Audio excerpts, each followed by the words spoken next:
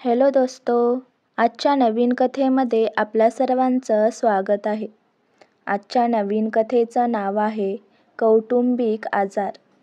काही घरं बाहेरून भक्कम, प्रतिष्ठित आणि श्रीमंत दिसतात, पण आतून मात्र त्यातल्या भिंती हळूहळू पोखरलेली जात असते. देशमुख कुटुंब असंच एक कुटुंब होतं. शहरात नाव, पैसा, प्रतिष्ठा, पण मागे कुठेतरी दडलेलं एक गुपित, जे हळूहळू सगळ्यांना संपवणार होतं.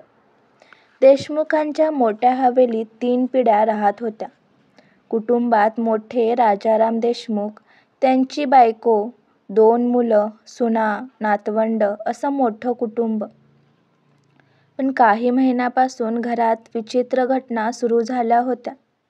सुरुवातीला आजोबांना अंगात अशक्तपणा जाणवायला लागला. डॉक्टरांनी तपासलं तर म्हणाले, काही फारसं नाही, वयामुळे होतंय.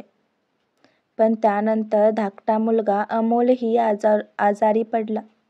पोट दुखणं, उलट्या, ताप. आठवड्याभरातच सुनबाई, मग नातू. एकामागोमाग एक घरातले लोक आजारी पडत गेले.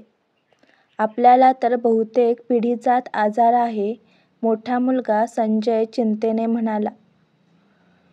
हो, असंच काहीसं आपल्या घराण्यात आधी झालं होतं असं ऐकलंय, आईही घाबरत म्हणाली. मुलं अजून लहान असल्यामुळे त्यांना समजत नव्हतं, पण घरातल्या मोठ्यांच्या चेहऱ्यावर चिंता स्पष्ट होती. कुटुंब डॉक्टरांनी सांगितलं, हे काही पिढीजात आजारासारखं वाटतंय, काहीतरी अनुवांशिक कारणं असतील. सगळे मान डोलवत होते, पण संजयला कुठेतरी शंकेची किनार जाणवत होती. कारण प्रत्येक वेळी आजाराचं पॅटर्न सारखंच होतं. जेवणानंतर काही तासांनी पोटदुखी, उलट्या, नंतर ताप. हा काही साधा आजार नाही, संजय मनाशी म्हणाला. एके रात्री संजयला पाणी प्यायला स्वयंपाकघरात जावं लागलं. तिथे त्याने पाहिलं की घरातली एक जुनी नोकराणी गौरी हळूच कुपीतलं काहीतरी पावडर भाजीमध्ये टाकत होती.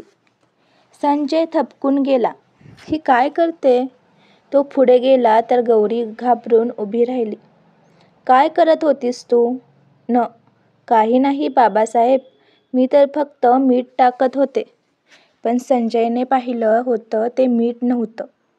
संजयने डॉक्टरांकडे गुपचूप नमुना पाठवला. रिपोर्ट आला तेव्हा तो थक्क झाला. त्या पावडरीत हळूहळू विषारी करणारे रसायन होतं. ज्यामुळे थेट मृत्यू होत नाही, पण शरीर आतून पोखरलं जातं आणि आजारासारखं वाटतं. म्हणजे हे पिढीजात आजार नाही, कुणीतरी जाणीवपूर्वक करतंय. संजयने शोध घेतला.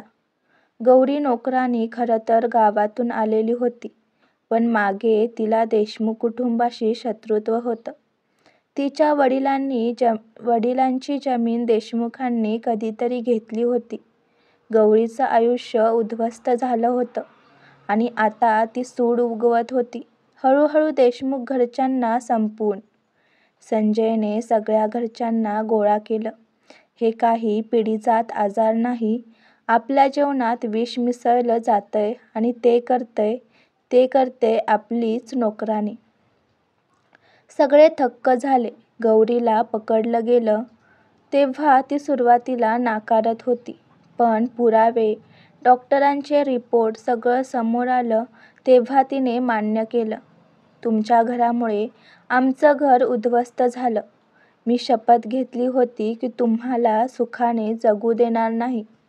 गौरीला पोलिसांच्या हवाली करण्यात आलं, पण त्यानंतर देशमुख घरात मोठी शांतता पसरली. आजोबा म्हणाले, आपण आयुष्यभर संपत्ती जमवत राहिलो, पण किती घरं उद्ध्वस्त केली हेच माहिती नाही. आज त्या पापाची फळं आपणच भोगली. संजय मात्र ठाम होता.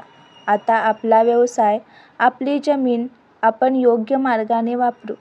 कुणाचं घर उद्ध्वस्त होणार नाही. घरात पुन्हा हळूहळू आरोग्य परत आलं. लोक बरे होऊ लागले. देशमुख कुटुंब एका मोठ्या आपत्तीतून वाचलं. पण त्या घरात प्रत्येकाला एक शिकवण मिळाली.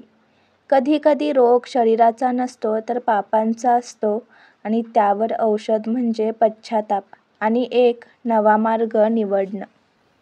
आजची कथा आवडला असल्यास व्हिडिओला लाईक करा, चॅनलला सबस्क्राईब करा आणि कथा कशी वाटली हे कमेंटद्वारे जरूर कळवा. व्हिडिओ जास्तीत जास्त शेअर करा. धन्यवाद.